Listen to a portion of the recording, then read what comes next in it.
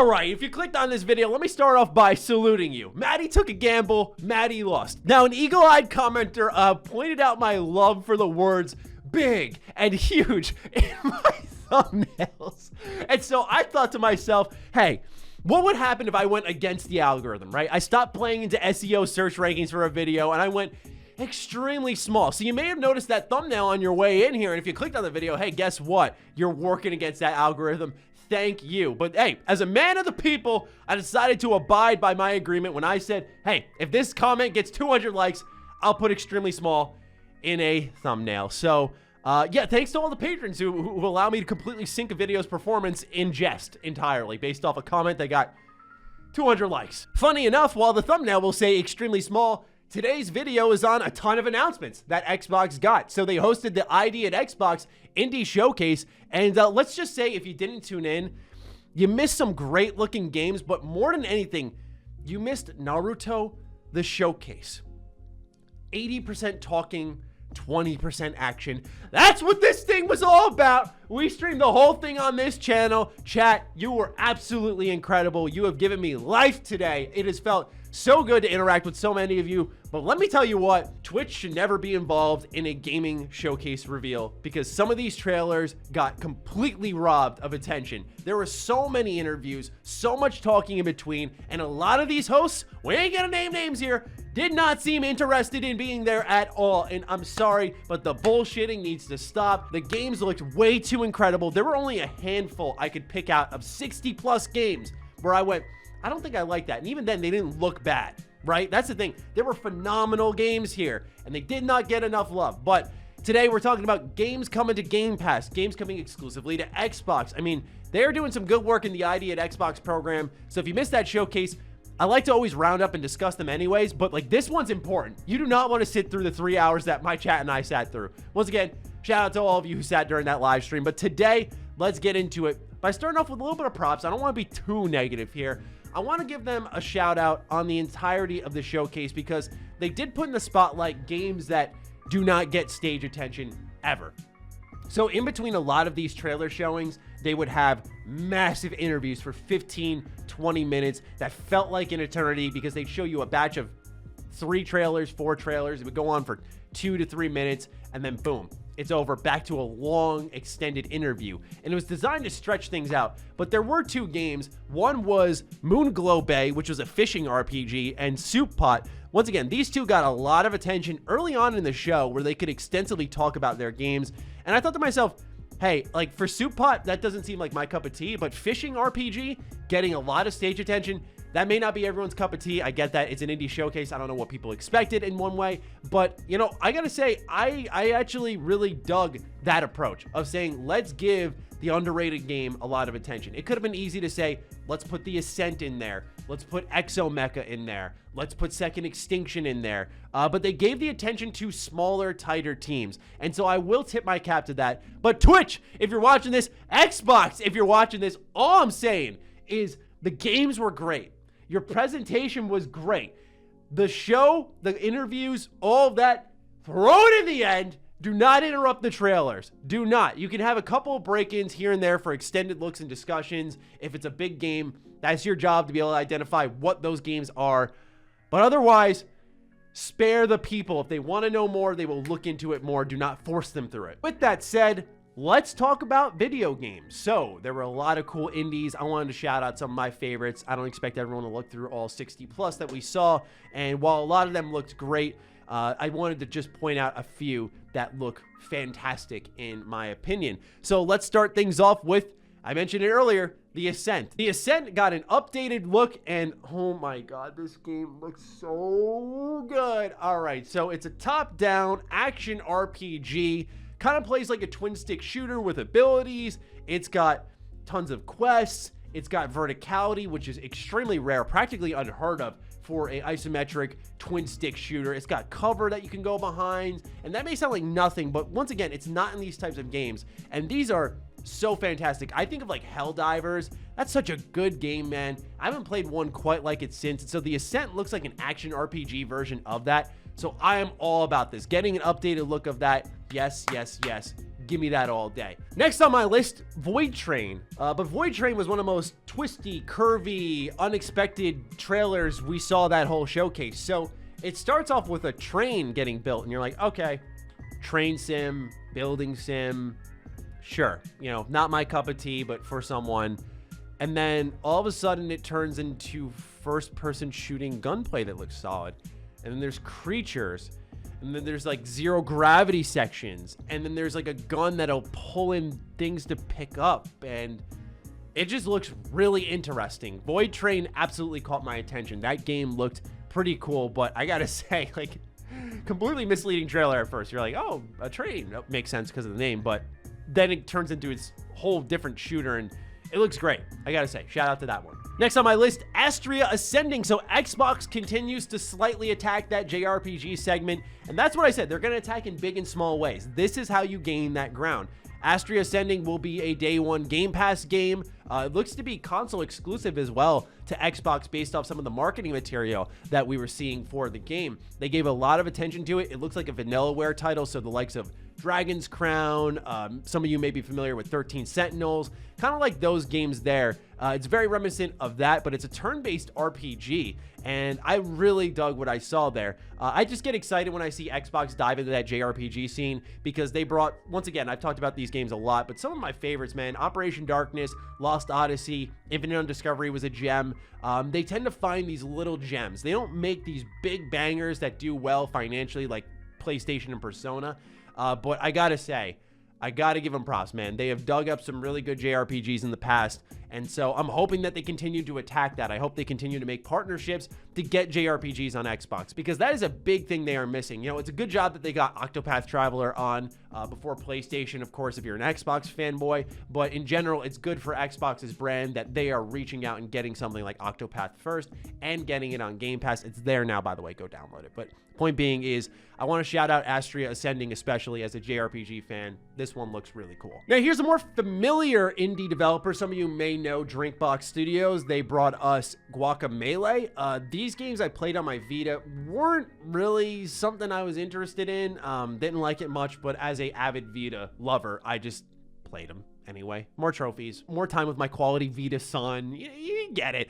So they're bringing a game that to me looks way more interesting than anything they've worked on, and it's called Nobody Saves the World.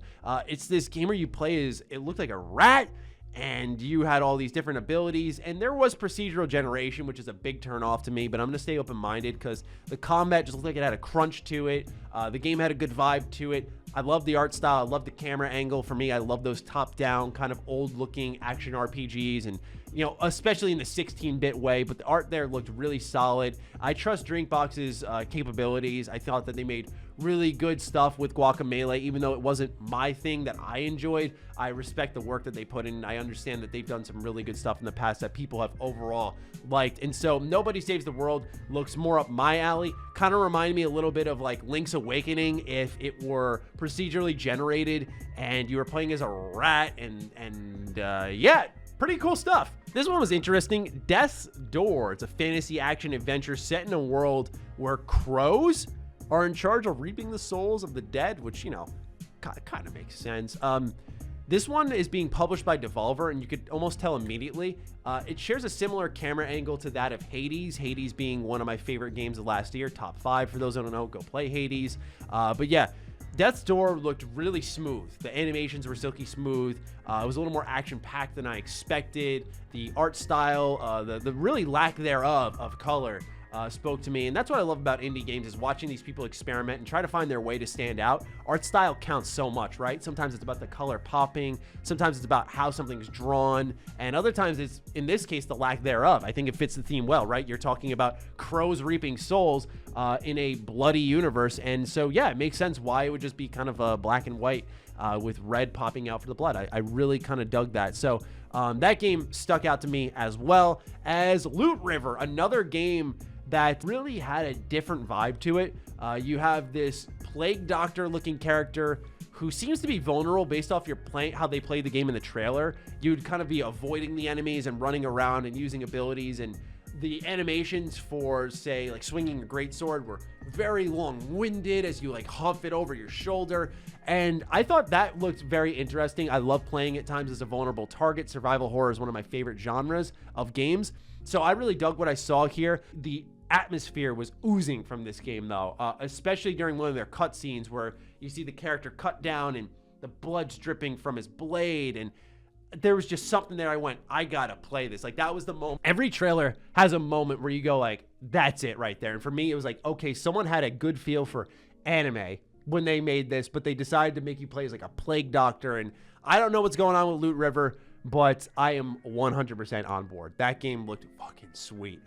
Next on my list, Second Extinction. So this one has been getting attention from Xbox when they made a Xbox Wire article a couple months ago highlighting third-party exclusive games they were bringing to the platform. This was one of them, and it's been one that's been talked about for a while because it's out in early access now.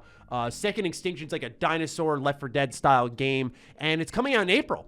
You can get it on Game Pass in April, and it'll be going on Xbox Preview as well. So I believe it's still in the early access stage. That's my interpretation of that. But I gotta say, this looks awesome. You know, the industry's been really craving a dinosaur game. Everyone's talking about Dino Crisis, and Capcom seemingly isn't going to be doing that if we're to believe all of the leaked files that came out about their future projects. At least, you know, Dragon's Dogma 2 was on there. But I gotta say that Second Extinction is actually a pretty big win out of everything on this list, in my opinion, because it's addressing a big hole in the industry. And a lot of people love Left 4 Dead style games. I know for a fact I'm going to be playing this. I think it looks really fun. I don't know how long it'll hold my attention, but definitely going to be checking it out. And that's one that's coming, like I said, very soon. April 28th, they said. This one's also coming very soon. I'm talking the 29th of March, like within a week time. And all I'm saying is look at this one. I don't know if it'll be good or bad, but look at this one. It's called Therita Boy. It's a 2D side-scrolling game. Kind of reminded me of the likes of, like, I think it's called Blasphemous.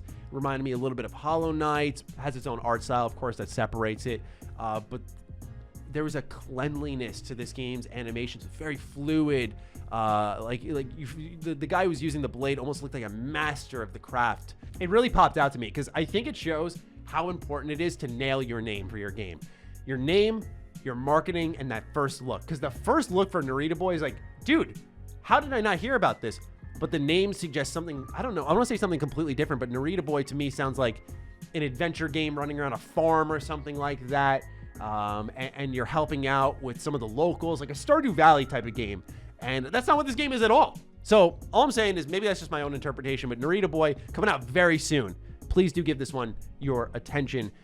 Next is 12 Minutes. I don't want to sit on this one for too long because I feel like we've been talking about 12 Minutes for years, which we have. But 12 Minutes is a game that has Willem Dafoe in it. It has Daisy Ridley in it. Let's go. And honestly, it just keeps looping those 12 minutes. The director said, this was one of the most interesting interviews that the show had. The director of the game had said that they continued to test the game, and what was originally 8 hours has become 15 to 18. So there's that much choice and consequence. So each time you load in the 12-minute loop, you have more knowledge as the player on things that you can do and how those things branch. So you can either eat dinner or not eat dinner, or open the fridge or don't open the fridge. And each thing you do branches and branches and branches. So I think this game is going to light a lot of people's fire. And when they see it, they're going to be really excited about it.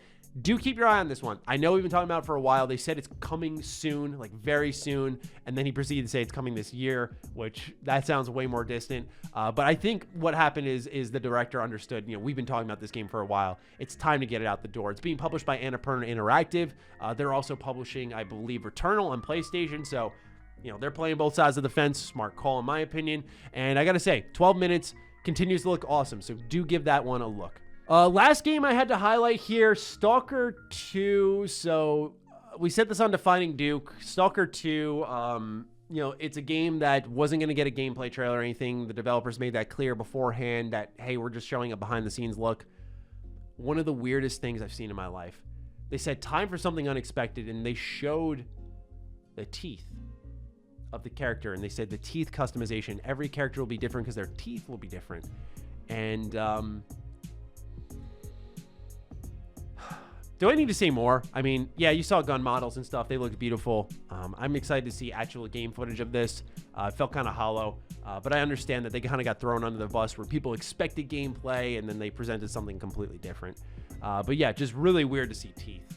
I mean, I get it, right? Like Demon's Souls Remake had teeth. All right, teeth customization. Welcome to next gen. Ladies and gentlemen, hope you enjoyed this video and you found it very informative, or at least I put a game on your radar that maybe you weren't paying attention to. Like I said, the game shown here looked mostly fantastic. I'm sure there's something here I've shown you that you probably marked down as, hey, I want to look into that. They were really consistently good showings, but they were absolutely muddied by bad pacing, some very disinterested interviewers, and even those interviews that could have had interesting info, long-winded and placed in a part where they shouldn't have been. So overall, hopefully they learn from the next ID at Xbox Showcase, but a good way to get everything out of the way for June when they show a ton of stuff for Xbox, like the heavy hitters. So that'll be exciting. And now I leave it in your hands. What do you think of everything that we talked about today? Let me know. Other than that, follow me on Twitter, follow me on Instagram, and be sure to check out the Patreon so I can continue to put extra small or extremely small, whatever it is, in my thumbnails. And with that, I'll talk with you soon. Stay sexy, stay active. I love you all. Peace.